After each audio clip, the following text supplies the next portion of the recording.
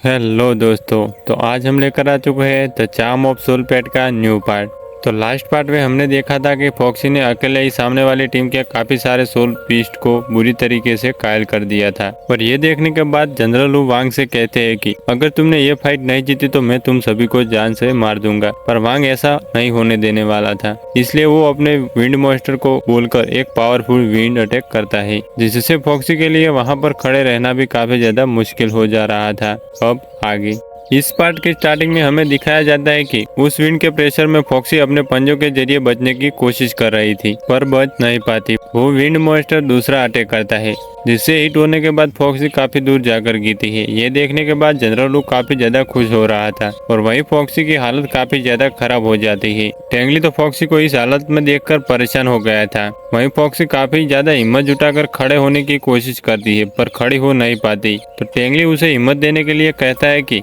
बस हमने इतने सारे मॉन्स्टर को हरा दिया, अब बस 2 बचे हैं। तो उसकी बातें सुनने के बाद फॉक्सी खड़ी हो जाती है और टेंगली कहता है कि सबसे पहले उस विंड मॉन्स्टर पर अटैक करो। तो फॉक्सी ऐसा ही करती है, जिसे देखने के बाद विंड मॉन्स्टर का ओनर वांग को कहता है कि वो अपने ब्लू डेविल का यूज करते हुए उसके आगे शील्ड बनाए। पर वांग कहता है कि अब तुम मुझे सिखाओगे कि मुझे क्या करना चाहिए। यह बोलकर वो अपने ब्लू डेविल को बोलता है कि जाकर उस विंड डीमन को प्रोटेक्ट करो। इधर फॉक्सी तेजी से उस विंड डीमन के तरफ आगे बढ़ रही थी कि तभी वो शैडो डीमन आकर उसे प्रोटेक्ट कर लेता है। वो ब्लू डेविल अपने शैडो नेल्स का यूज कर रहा था। ये देखकर टेंगली फॉक्सी को उन्हें डॉज करने के लिए कह रहा था। फॉक्सी उन अटैक को डॉज तो कर लेती है, लेकिन उसके पाँव में चोट लग गई थी और तभी टेंगली उसे आगाह करता है कि वो विंड डीमन उस पर अटैक करने वाला है, तो जंप कर उस अटैक को डॉज करो। फॉक्सी ऐसा ही कर रही थी, पर वो अब अपने फ्लेम अटैक को दोबारा यूज नहीं कर सकती क्योंकि वो घायल हो चुकी है।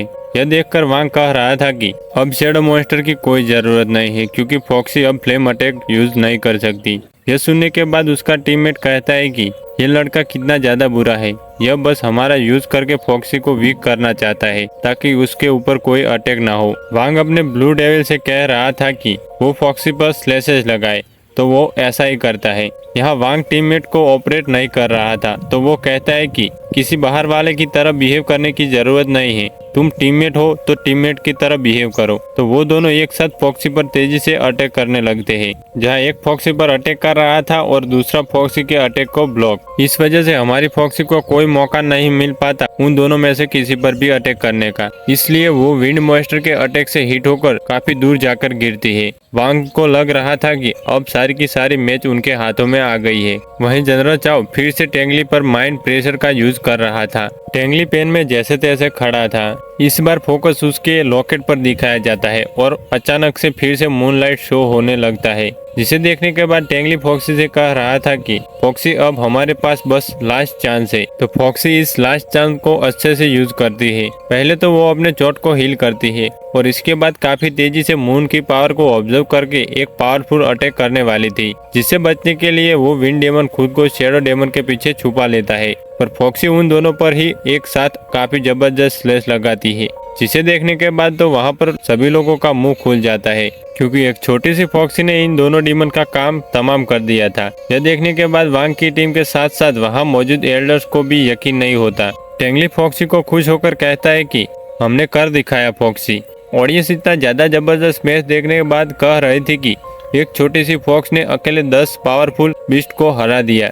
ये मैच इतना ज्यादा औसम था कि उन्हें देखते देखते उनके रोंगटे खड़े हो गए। ऑडियंस फॉक्सी के किए गए वहां पर सभी अटैक को औसम बता रही थी और फॉक्सी को एक खतरनाक शिकारी। फॉक्सी और टेंगली दोनों ही काफी बुरी तरीके से थक गए थे और यह देखकर यान कहती है कि आज दोनों ने ही खुद को प्रूव कर दिया कि वह सबसे ज्यादा स्ट्रॉन्ग है। यान तो सोच रही थी कि शायद यह देखने के बाद अब जनरल चाओ इन दोनों को परेशान नहीं करेगा, पर वही जनरल चाओ तो जनरल लू से कहता है कि क्या तुम अपना प्रॉमिस भूल गए हो? अभी भी वह छोटा फॉक्स का बच्चा तुम्हारी आंखों के सामने कूद रहा है। जनरल चाओ की बात सुनकर जनरल लू अपना हाथ पटकते हुए गुस्से में अपनी टीम को कहते हैं कि यह सभी वेस्ट है और इनका जिंदा रहना मैं अफोर्ड नहीं कर सकता। ये बोलने के बाद वो अपने बीच को भेजकर उन सभी को डराने लगता है। वो वांग के ऊपर चढ़ते हुए कहता है कि जल्दी से अपने सोल पेट को बाहर निकालो और इस मैच को खत्म करो। वांग का कहना था कि उसकी बॉडी में मौजूद ब्लू डेविल उसे कंट्रोल करना नहीं आता, पर लू उसे यह कहते हुए धमकी देता है कि अगर तुमने उसे नहीं मारा तो मैं तुम्हें मार दूंगा।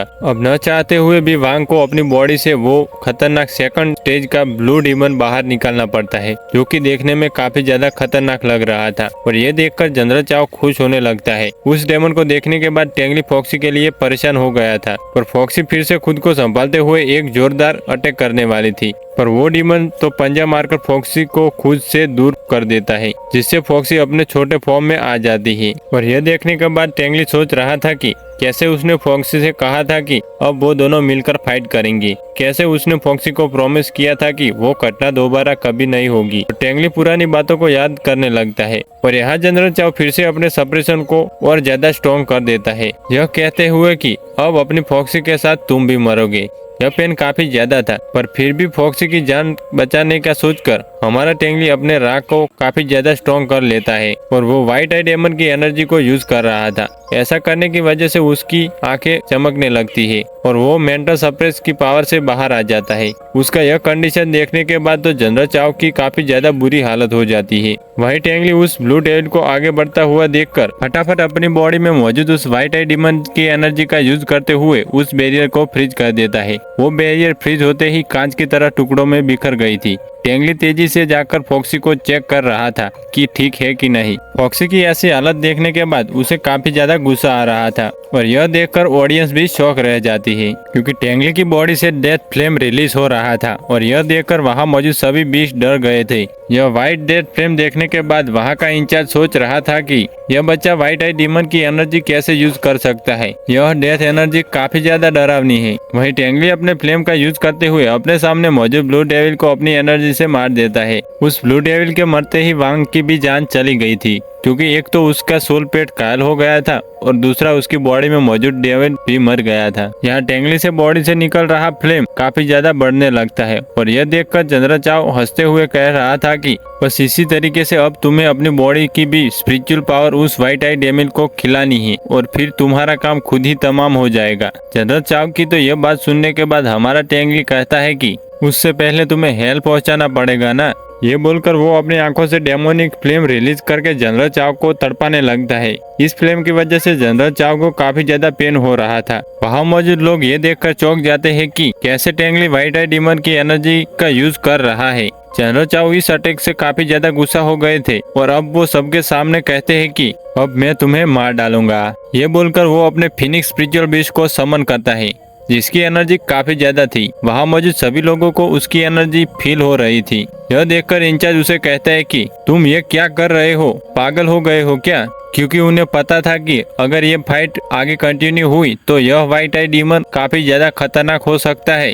पर यहाँ जनरल चाओ तो किसी की कहाँ सुनने वाला था। उसे तो मौका मिल गया था टेंगली को खत्म करने का, तो वो अपने बीस्ट को तेजी से अटैक करने के लिए कह रहा था और उसका स्पिरिचुअल बर्ड तेजी से टेंगली की तरफ आगे जाकर एक जबरदस्त हिट करता है, जिसकी वजह से वहाँ पर एक जबरदस्त ब्लास्ट हुआ था। सबको तो लग रहा था कि टेंगली अब नहीं बचेगा, पर दिखाया जाता है कि व्हाइट आई डीमन ने आकर उसे प्रोटेक्ट कर लिया था। इस व्हाइट आई डीमन को देखने के बाद वहाँ सभी के सभी लोगों के होश उड़ जाते हैं और ये व्हाइट आई डीमन फ्लेम का यूज करते हुए उस स्पिरिचुअल बर्ड को वहां से भगा देता है। व्हाइट आई डीमन अब तक टेंगली की बॉडी में रहते हुए 5th स्टेज पर पहुंच गया था और यह देखकर इंचार्ज काफी ज्यादा शॉक हो जाते हैं। तभी सभी की नजरें पड़ती है वहां मौजूद फ्लाइंग बीस्ट पर आ रहे चीफ एल्डर पर, जिन्हें देखकर जनरल चाओ के होश उड़ गए थे। और यहाँ चीफ एल्डर कहते हैं कि चाओ, मैंने तुम्हें मना किया था ना कि उस लड़के को हाथ लगाने की जरूरत नहीं है। मैं चाहता हूँ कि वो व्हाइट आई डीमन को फीड करता रहे। पर जनरल चाओ की तो डर से हालत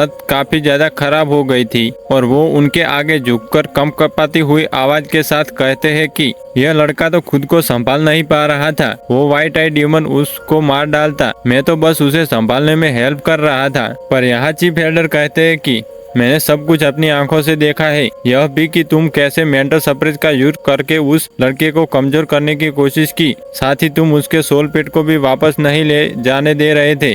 अब अपनी गलतियों का पर्दाफाश होता देखकर वो काफी बुरी तरीके से डरकर माफी मांगने लगता है कि एल्डर, अब मुझसे दोबारा यह गलती कभी नहीं होगी, मुझे माफ कर दीजिए। पर एल्डर शिया गार्ड्स को कहते हैं कि इसे मॉन्स्टर आइसलैंड में सेंड कर दो। यहाँ एल्डर शिया बैटलफील्ड में जाकर अपने व्हाइट आई डीमन को वापस बुला लेते हैं। यहाँ एल्डर शिया जमीन पर अपनी टाइगर के साथ लैंड करते हुए कहते हैं कि तुम्हारे जिंदा रहने के लिए आखिर तक लड़ाई की मुझे काफी ज्यादा अच्छी लगी, लेकिन फिर भी मुझे यह असंतुष्ट करता है। क्या तुम मुझे एक और रीजन दे सकते हो कि मैं तुम्हें जिंदा छोड़ दूं? टेंगली चीफ एल्डर की बातें सुनने के बाद कह रहा था कि मुझे 10 सालों तक जिंदा रखना अपनी नजरों में ऐसा ही जैसे कि आपने किसी चींटी को जिंदा रखा हो, पर मैं वादा करता हूँ कि इन 10 सालों में मैं काफी ज्यादा स्ट्रॉन्ग बन के दिखाऊंगा कि आपको यह गलती नहीं लगेगी। यह बोलकर वो बेहोश हो जाता है, क्योंकि पहले तो उसकी बॉडी में उस व्हाइट आई डीमन ने काफी ज्यादा एनर्जी को एब्जॉर्ब कर लिया था, और दूसरा इतनी देर तक मेंटल सप्रेस की वजह से उसका माइंड भी वीक पड़ गया था। हमें यहाँ पर एल्डर शिया के साथ उस प्रिंसेस को भी दिखाया जाता है जिसके बारे में वह बात कर रहे थे। इस प्रिंसेस का नाम बाय जिनरो है, और इसके बारे में हमें नेक्स्ट एपिसोड में पता लगेगा। और इसके साथ ही हमारा यह एपिसोड यहीं पे खत्म हो जाता है। तो मिलते हैं नेक्स्ट वीडियो में।